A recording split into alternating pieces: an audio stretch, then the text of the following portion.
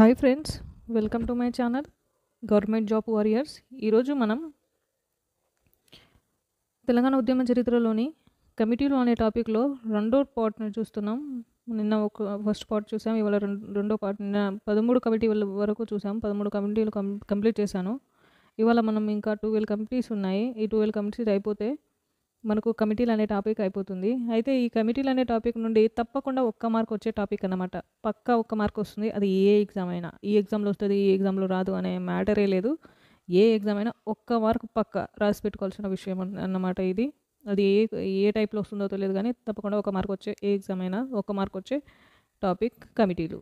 కమిటీలో నెక్స్ట్ మన టాపిక్లోకి వెళ్ళిపోతే ఇప్పుడు వచ్చేది తార్కండే కమిటీ. ఇది 1977లో ఏర్పాటు చేశారు. దీన్ని ఎందుకు ఏర్పాటు చేశారంటే నక్సలైట్లపై జరుగుతున్న బూటకపు ఎన్కౌంటర్లపై విచారణ జరిపించడానికి అప్పటి గవర్నమెంట్ ఏర్పాటు చేసింది. ఇందులోని సభ్యులు ఎవరనంటే కేజీ కన్నబీరన్, ఈయన హైకోర్టు న్యాయవాది, అరుణ్ శౌరి, ఈయన ఇండియన్ ఎక్స్ప్రెస్ ఎడిటర్, ఇంకా కృష్ణ చౌదరి, ఈయన ఒరిస్సా మాజీ సీఎం, కాళోజీ నారాయణరావు, ఈయన కవి, వీళ్ళు కూడా ఉన్నారు. దీనిపై ఇంకో కమిటీ కూడా వేశారు, భార్గవ్ కమిషన్ కూడా ఇదే అంశంపై, అంటే నక్సలైట్లపై జరుగుతున్న ఎన్కౌంటర్పై వేయడం జరిగింది. నెక్స్ట్ కమిటీకి వస్తే ఇంపార్టెంట్ కమిటీ, చాలా చాలా ఇంపార్టెంట్ కమిటీగా చెప్పుకోవచ్చు, జయభరత్ రెడ్డి కమిటీ. దీన్ని ఆఫీసర్ కమిటీ అని కూడా అంటారు, ఎందుకంటే దీనిలో అందరూ ఐఏఎస్ ఆఫీసర్లే ఉంటారు కాబట్టి దీన్ని ఆఫీసర్ కమిటీ అని కూడా అంటారు. ఉద్యోగ సంఘాలు, ఎన్జిఓ ఉద్యోగ సంఘం చేసే వినతులకు స్పందించిన ఎన్టీ రామారావు ఐఏఎస్ అధికారుల జయభరత్ రెడ్డి నాయకత్వంగా 3 ఐఏఎస్ అధికారులతో కూడిన కమిటీని 1984లో నియమించారు. ఇందులో అధ్యక్షుడుగా జయభరత్ రెడ్డి ఉండగా అమర్నాథ్ సభ్యులుగా ఉన్నారు, ఉమాపతి కూడా సభ్యులుగా ఉన్నారు. ఈ నివేదికలో ఉన్న అంశం గురించి కూడా చాలా ఇంపార్టెంట్. ఈ నివేదికలో ఉన్న అంశం ఇది, ఈ అంశం ఉంటుంది చూడు. వాళ్ళు ఇచ్చిన నివేదికలో ఎంతమంది అంటే నాన్ ములికీలు ఉన్నారో ఈ సంఖ్యను కూడా మనకు చాలాసార్లు ఎగ్జామ్లో అడగడం జరిగింది. రాష్ట్రపతి ఉత్తర్వులకు విరుద్ధంగా 58,962 మంది స్థానికేతరులు ఉద్యోగాలు పొందారని ఈయన 36 పేజీల నివేదికను ప్రభుత్వానికి సమర్పించారు. నెక్స్ట్ కమిటీలోకి వెళ్ళిపోతే మనకు చాలా ఇంపార్టెంట్ కమిటీ ఇది కూడా, సుందరేషన్ కమిటీ. 1985లో ఎన్టీ రామారావు ప్రభుత్వం ఆఫీసర్ కమిటీ మీద నియమించారు. అంటే ఆఫీసర్ కమిటీ ఇచ్చిన నివేదిక పైన పరీక్షించడానికి ఈ సుందరేషన్ నేతృత్వంలో మరో కమిటీని ఏర్పాటు చేయడం జరిగింది. దాని తర్వాత ఏర్పడిన కమిటీ సుబ్రహ్మణ్యం కమిటీ. 1955లో ప్రభుత్వ రంగ, ఇది ఎవరి కాలంలో ఏర్పడ్డాయంటే ఈ 3 కమిటీలు అనేవి ఈ చంద్రబాబు కాలంలో ఏర్పడిన కమిటీలు ఇవి. ఈ కమిటీ కూడా చంద్రబాబు కాలంలో ఏర్పడినవి. ఈ 4 కమిటీలు చాలా ఇంపార్టెంట్. ఇవి ఒక్కోసారి ఏమో జతపరుచుల్లో అడుగుతారు. ఈ కమిటీల గురించి ఇంపార్టెంట్, ఇందులో ఏది ఇంపార్టెంట్ అంటే ఈ కమిటీలు ఏ రంగం మీద ఏర్పాటు చేశారు, ఏ కమిటీ ఏ రంగానికి సంబంధించిన కమిటీ అని మనకు క్వశ్చన్ అడిగే ఛాన్స్ ఎక్కువగా ఉంది. మోస్ట్ ఇంపార్టెంట్ కమిటీలు ఇవన్నీ. సుబ్రహ్మణ్యం కమిటీ 1955 ప్రభుత్వ రంగ పరిశ్రమలపై సలహాలు సూచనలు ఇచ్చే కమిటీ సుబ్రహ్మణ్యం కమిటీని నియమించారు ఆ కాలంలో ప్రభుత్వ రంగంలో జరుగుతున్న వాటిపైన. నెక్స్ట్ కమిటీ హితన్ భయ్యా కమిటీ. ఈయన విద్యుత్ రంగంలోని సంస్కరణల గురించి చంద్రబాబు నాయుడు ఈయనను నియమించాడు. తర్వాత ఇంపార్టెంట్ కమిటీ ఏంటంటే గంగోపాధ్యాయ కమిటీ ఏమో ప్రభుత్వ వ్యయాలు తగ్గించడానికి సూచనలు ఇవ్వడానికి ఏర్పాటు చేయబడిన కమిటీ. ఇవన్నీ అప్పుడే ఏర్పడ్డాయి, 1998 మధ్యలోనే ఏర్పడ్డాయి. ఈ 3 కమిటీలు ఒకసారి ఏర్పాటు చేశారు చంద్రబాబు గారు. తర్వాత ఏర్పడిన కమిటీ జిఎం గిర్గ్రాని కమిటీ. గిర్గ్రాని కమిటీ అనేది మోస్ట్ ఇంపార్టెంట్. మనం పడుకున్న, నిల్చున్న, మనకు గుర్తుండాల్సిన ఇంపార్టెంట్ కమిటీ ఏదైనా ఉందంటే, కళ్ళు మూసుకొని చెప్పాల్సిన, అంటే మనం అంత ఇంపార్టెంట్ ఏదైనా ఉందంటే అది గిర్గ్రాని కమిటీ. ఇది 2001లో ఏర్పాటు చేశారు. దీన్ని నారా చంద్రబాబు నాయుడు ఏర్పాటు చేశారు. ఇది ఎందుకొరకు ఏర్పాటు చేశారు అని కూడా అడుగుతారు. ఇది జియో 610 మీద ఏర్పాటు చేయడం జరిగింది. అప్పటి కాలం ఎన్టీ రామారావు కాలంలో జియో 610 ఏర్పాటు చేశారు కదా, దాని మీద ఏర్పడిన కమిటీయే గిర్గ్రాని కమిటీ అంటారు. ఇది చాలా చాలా ఇంపార్టెంట్ కమిటీ. దీన్ని చాలా ఎక్కువగా గుర్తుంచుకోవాలి. దీన్ని ఎప్పుడు ఏర్పాటు చేశారు, ఎవరు ఏర్పాటు చేశారు, దేని మీద ఏర్పాటు చేశారు, దీనికి ఏర్పాటు చేయాల్సిన అవసరం ఏమొచ్చింది అని అది కూడా. ఇంకా ఏం అడుగుతారంటే జియో 610 ఎప్పుడు ఏర్పాటు చేశారు అని కూడా అడుగుతారు. 610 ఎప్పుడు ఏర్పాటు చేశారంటే 1985లో ఏర్పాటు చేశారు అని మనం చాలా గుర్తుంచుకోవాలి.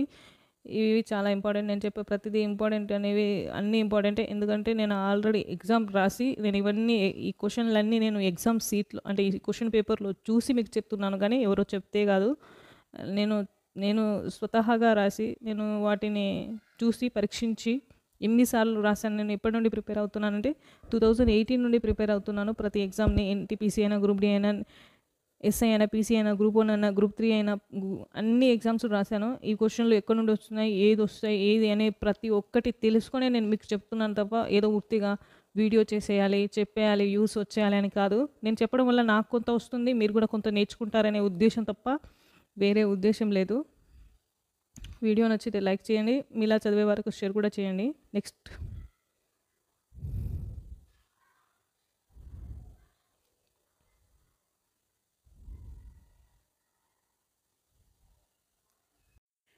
Next committee Pranab Mukherjee committee. ఇది 2005లో ఏర్పాటు చేశారు.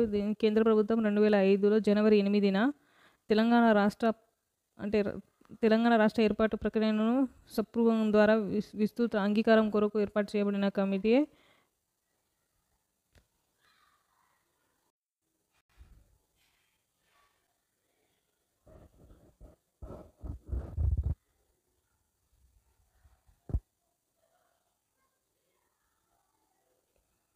ప్రణబ్ ముఖర్జీ కమిటీ. ఇది 2005లో కేంద్ర ప్రభుత్వం ఏర్పాటు చేసింది. 2005 జనవరి 8న తెలంగాణ ప్రత్యేక రాష్ట్రం ఏర్పాటుకు రాష్ట్ర ప్రభుత్వం ప్రక్రియ స్టార్ట్ చేసిందని తెలియజేయడానికి ఏర్పాటు చేసిన కమిటీ ప్రణబ్ ముఖర్జీ కమిటీ.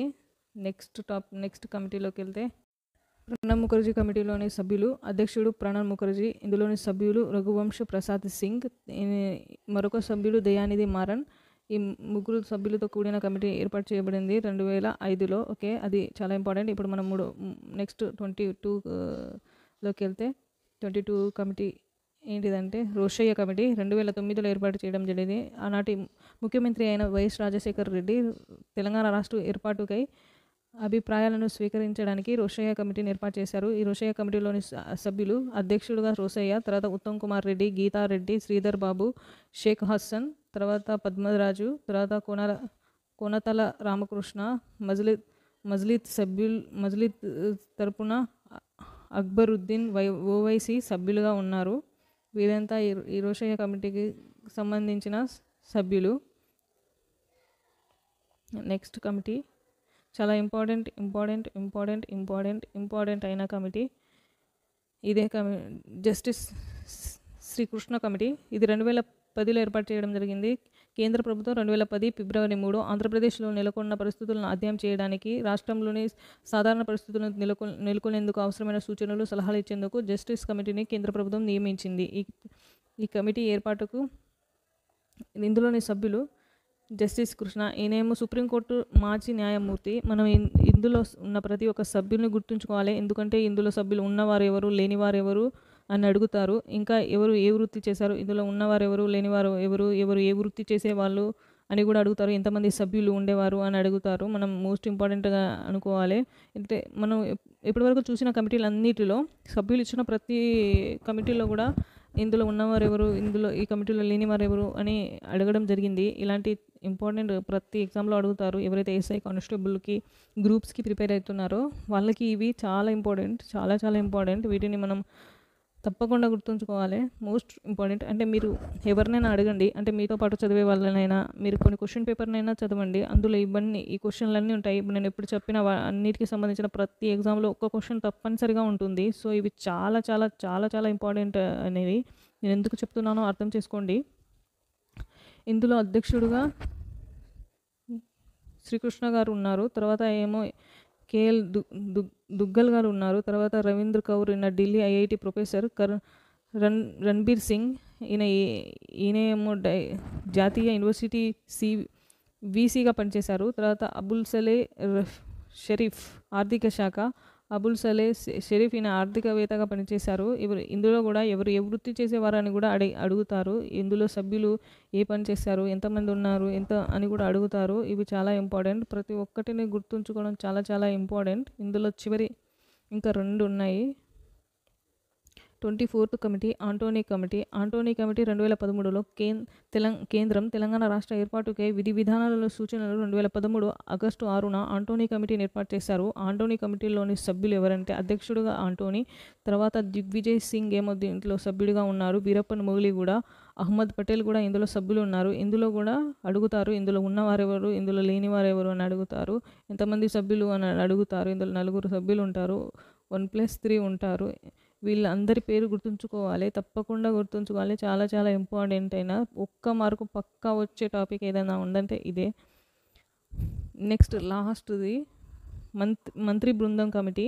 నేను ఏమైనా మిస్ అయ్యానేమో, మేబీ నేను ఏమైనా మిస్ అయితే నేను మీకు చెప్తాను. కేంద్ర ప్రభుత్వం ఆంధ్రప్రదేశ్ రాష్ట్ర విభజనకై సూచనలు సలహాలకు రాష్ట్ర పార్టీల నుంచి స్వీకరించడానికి జీఓఎంను 2013 అక్టోబర్ 8న జీఓఎం అని అంటే మంత్రుల బృందం కమిటీ అని అన్నమాట. ఇది 2013లో ఏర్పాటు చేయడం జరిగింది. ఇది తెలంగాణ రాష్ట్ర ఏర్పాటు కొరకు ఏర్పాటు చేయడం జరిగింది. ఇంతటితో మనం మాట్లాడుకుంటున్న కమిటీలు అనే టాపిక్ కంప్లీట్ అయింది. కానీ ఎక్కడైనా ఒకటైనా రెండైనా మిస్ అయిపోతే నేను నెక్స్ట్ వీడియోలో చెప్తాను.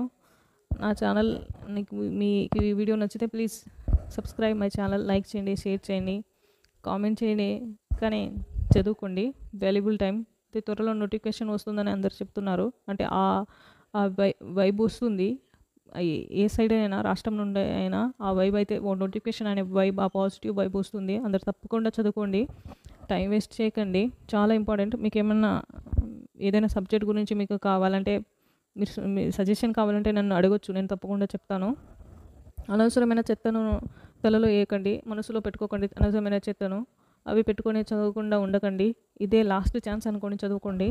చాలా ఇంపార్టెంట్ టైం అండి. నెక్స్ట్ టైం మనం మళ్ళీ ఇలాంటి అవకాశం వస్తుందో రాదో, వచ్చిన అవకాశాన్ని సద్వినియోగం చేసుకొని నేను కోరుకుంటాను. తప్పకుండా మీరు సద్వినియోగం చేసుకుంటారని నేను కోరుకుంటాను. నేను చేసే తప్పు మీరు చేయకూడదని నేను మీకు ఈ సలహా ఇస్తున్నాను. టైం ఎంత వాల్యుబుల్లో నాకు తెలుసు. నేను మీకు చెప్తున్నానంటే నేను ఎంత నేర్చుకున్నానో మీరు ఊహించి ఉండరు. నా మాటల్లో మీకు అర్థం అవ్వాలి, కానీ బిగినర్స్కి ఇవన్నీ అర్థం కావు. సో నేను మీకు చెప్తున్నాను, అర్థం చేసుకోండి. టైం లేదు మిత్రమా, యుద్ధానికి సిద్ధం కండి. ఎంతోమంది కొన్ని ఏళ్ళ తరబడి చదువుతున్న వారు ఉన్నారు. కొంతమంది బిగినర్స్ ఏమో డిగ్రీలో నుండే చదివే వాళ్ళు ఉన్నారు. కొందరికి చెప్పేవారు ఉండరు, కొందరికి చెప్పేవాళ్ళు వినేవారు ఉండరు. కానీ మనం నోటిఫికేషన్ ఫీల్డ్కి వచ్చామనంటే తప్పక చదువుకోవాలి. అది ఎన్ని గంటలు అనేది మీ మీద ఆధారపడి ఉంటుంది. కానీ 1 గంట అయినా మీకు చదువుకోవాలని ఇంట్రెస్ట్ వస్తే ఆ గంట తప్పనిసరిగా చదవండి. మీకు నేను ఒక మంచి శ్రేయోభిలాషిగా, మీ మంచి కోరే వ్యక్తిగా చెప్తున్నాను. తప్పకుండా చదువుకోండి. Thank you. నా వీడియో వాచ్ చేసినందుకు thank you so much. Bye. Like చేయండి, షేర్ చేయండి, సబ్స్క్రైబ్ చేయండి. Thank you.